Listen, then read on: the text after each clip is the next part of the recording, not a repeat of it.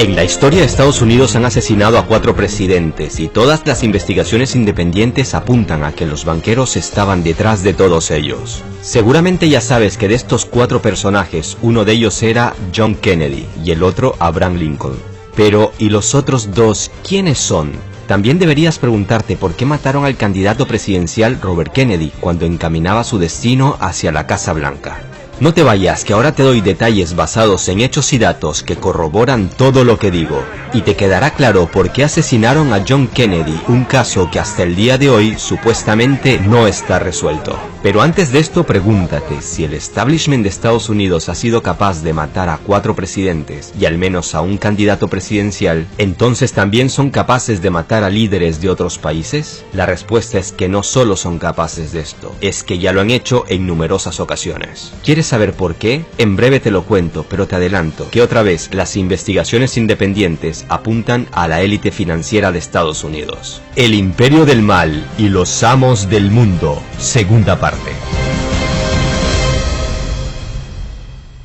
En la primera parte de esta serie, El Imperio del Mal y los Amos del Mundo, te contaba de cómo los banqueros se adueñaron del planeta con la Reserva Federal, y hasta cómo Estados Unidos llegó a traicionar a sus aliados para satisfacer a la banca. Si no has visto la primera parte, te dejo el enlace en la descripción. Pues bien, como había prometido, en esta segunda parte nuestro protagonista será John Kennedy. Pero para entender por qué fue el último presidente de Estados Unidos al que asesinaron, debes conocer por qué mataron al primero un siglo antes, o sea, a Lincoln. Mira el video hasta el final, no te decepcionaré. El vil asesinato de Abraham Lincoln. El 14 de abril de 1865, el presidente de Estados Unidos, Abraham Lincoln, recibió un disparo en la cabeza en el Teatro Ford de Washington, D.C. Si bien existe una versión oficial de por qué lo mataron, algunos hechos ocurridos algunos años antes y otros un siglo después indican a que fueron las élites financieras las que organizaron su asesinato. Permíteme recordarte que este presidente fortaleció el gobierno federal y modernizó la economía, algo que no beneficiaba mucho a los banqueros. Y también debes de saber que la guerra civil empezó poco después de que él asumiera el poder, principalmente debido a que quería abolir la esclavitud. Y tenía varios estados esclavistas en contra. En resumen, Lincoln es presidente desde 1861 hasta 1865, año en el que lo matan. La guerra civil de secesión dura desde que Lincoln es presidente hasta unos días antes de su muerte. Y también debes de saber que unos famosos billetes que no agradaban a la banca, llamados greenbacks, se empezaron a emitir desde que Lincoln llegó al poder y dejaron de emitirse justo después de su muerte. ¿No te parece raro todo esto? ¿Es esto una mera casualidad? Pues la verdad, no.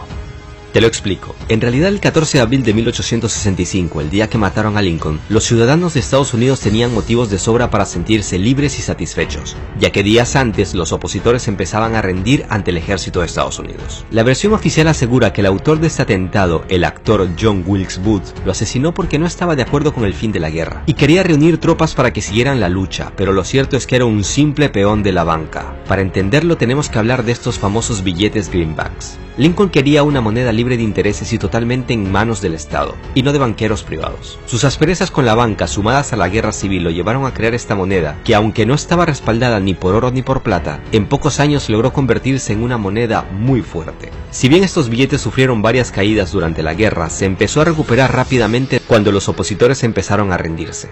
Y si ya era una moneda fuerte, entonces, ¿por qué dejaron de emitirla tan solo meses después de que lo mataran? Pues es fácil entenderlo. La bala Lincoln era un claro mensaje para sus sucesores. Como veremos más adelante, el caso John Kennedy tiene muchos parecidos con la muerte de Lincoln, ya que también se enfrentó a la élite financiera y por desgracia también terminó con un disparo en la cabeza. Pero para contarte el caso Kennedy, primero debes entender el caso Lincoln y luego sacar tus propias conclusiones. Lincoln había logrado con estos billetes algo parecido a aquello por lo que lucharon otros presidentes como Andrew Jackson, o sea, oponerse al monopolio de la banca y lograr que sea el Estado el que tenga el control sobre el dinero. No en vano a Andrew Jackson, sí, el mismo que aparece en los billetes de $20, también intentaron matarlo unos 30 años antes que Lincoln, pero fallaron. ¿Por qué quisieron matarlo? Básicamente porque fue el que inició lo que se conoce como guerra bancaria, y fue, atención, el único presidente en toda la historia de Estados Unidos que logró pagar toda la deuda nacional. No en vano, de él se habla como el presidente que mató a la banca. Sin embargo, cuando dejó el poder, los banqueros volvieron a adueñarse del país. Para que lo entiendas mejor, permíteme contarte una analogía. Un doctor para ganar dinero necesita que por desgracia la gente se enferme. Y si no hay enfermos, no hay trabajo. Y si no hay trabajo, no ganan dinero. Y los bancos, al igual que los doctores, también necesitan sus enfermos. O sea, deudores, a quienes cobrarles sus intereses. Y si no hay deudores, no hay ganancia. Lo mismo pasa con los países. Las entidades financieras necesitan que siempre estén endeudados. ¿Nunca te has preguntado por qué Estados Unidos, la mayor potencia mundial, es el país que tiene la mayor deuda externa del mundo? En la primera parte te conté algunos datos importantes sobre la Reserva Federal.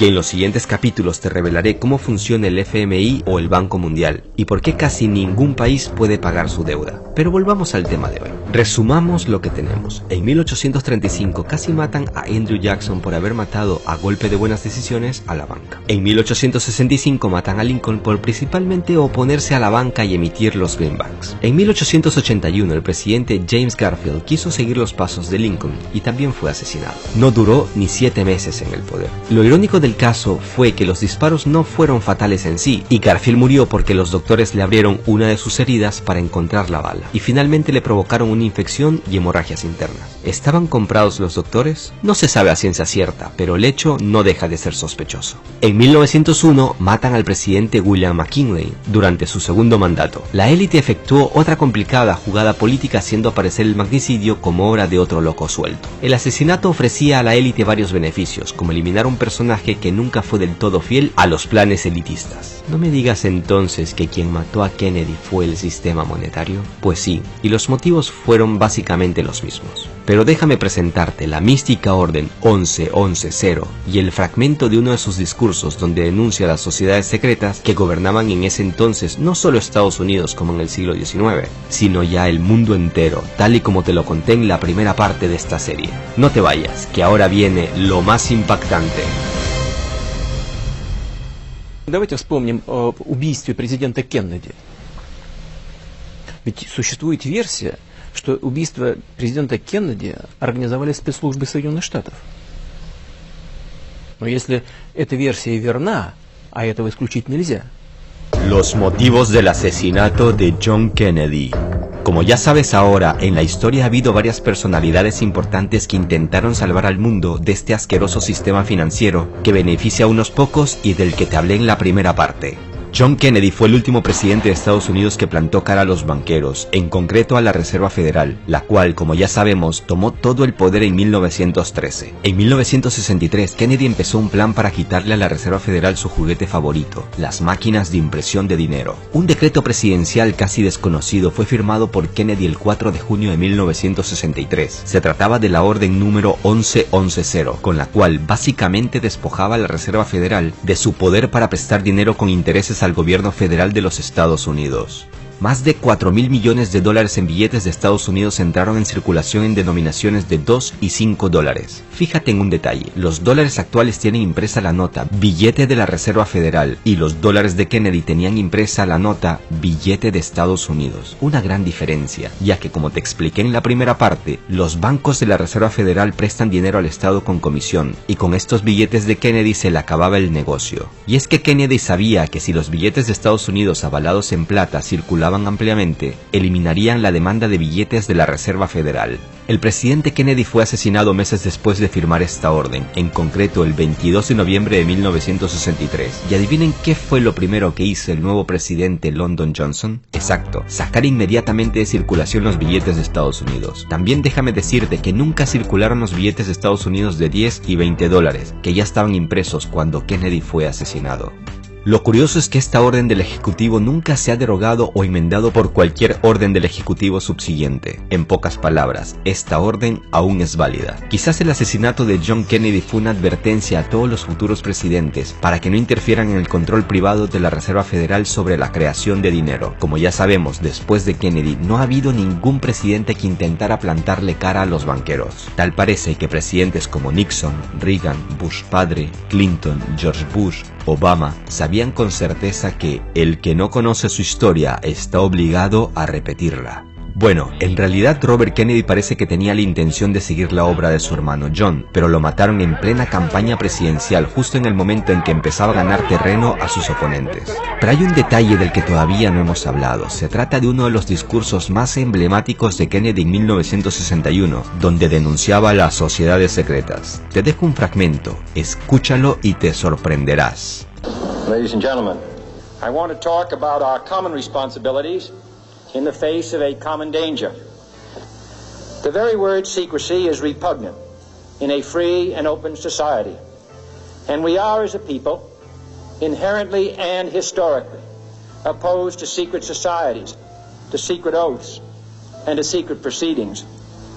And there is very grave danger that an announced need for increased security will be seized upon by those anxious to expand its meaning to the very limits of official censorship and concealment. For we are opposed around the world by a monolithic and ruthless conspiracy that relies primarily on covert means for expanding its sphere of influence, on infiltration instead of invasion, on subversion instead of elections, on intimidation instead of free choice, on guerrillas by night instead of armies by day. It is a system which has conscripted vast human and material resources into the building of a tightly knit, highly efficient machine that combines military, diplomatic, intelligence, economic, scientific, and political operations. Its preparations are concealed, not published. Its mistakes are buried, not headlined. Its dissenters are silenced, not praised. No expenditure is questioned, no rumor is printed, no secret is revealed. I am not asking your newspapers to support an administration, but I am asking your help in the tremendous task of informing and alerting the American people. And that is why our press was protected by the First Amendment, the only business in America specifically protected by the Constitution, confident that with your help, man will be what he was born to be, free and independent. Desde la Reserva Federal consideraron este discurso y la firma de la Orden 1110 como una traición, ya que según ellos, Kennedy llegó al poder gracias a las influencias de las élites financieras. John Kennedy se convirtió en lo que temían en la Reserva Federal, que un hombre con poder y querido y admirado por millones les derrumbara el reino que habían logrado construir a lo largo de muchas décadas. Ten en cuenta que la élite financiera domina no solo los bancos, sino que tiene fuertes influencias en los servicios de inteligencia de Estados Unidos, como la CIA o el FBI. Además del control de los medios de comunicación. Por eso, la verdad no florece porque es secreto de Estado, y la prensa no te lo cuenta porque no les conviene. Suscríbete al canal para que no te pierdas los siguientes capítulos y dale like al video. Pero espérate, te adelanto lo que se viene. Los expertos de todo el mundo tienen algo muy claro: el dólar debió perder su estatus mundial al menos desde el año 2000, pero cada vez que parecía que su estatus iba a explotar, explotaban guerras en otros lados del mundo, en Afganistán, en Irak, en Siria, en Ucrania o en distintos países de África. En el siguiente capítulo te contaré por qué las guerras son un gran negocio. También hablaremos que los rivales de Estados Unidos como China, Rusia o Irán saben perfectamente que si el dólar cae de la noche a la mañana, no solo cae la economía de Estados Unidos, sino que el mundo se convertiría en un caos total. Por eso pensaron por mucho tiempo en una estrategia para evitar ese caos, al menos en sus países. Sobre estos y otros temas hablaremos en los siguientes capítulos de esta serie, El Imperio del Mal y los Amos del Mundo.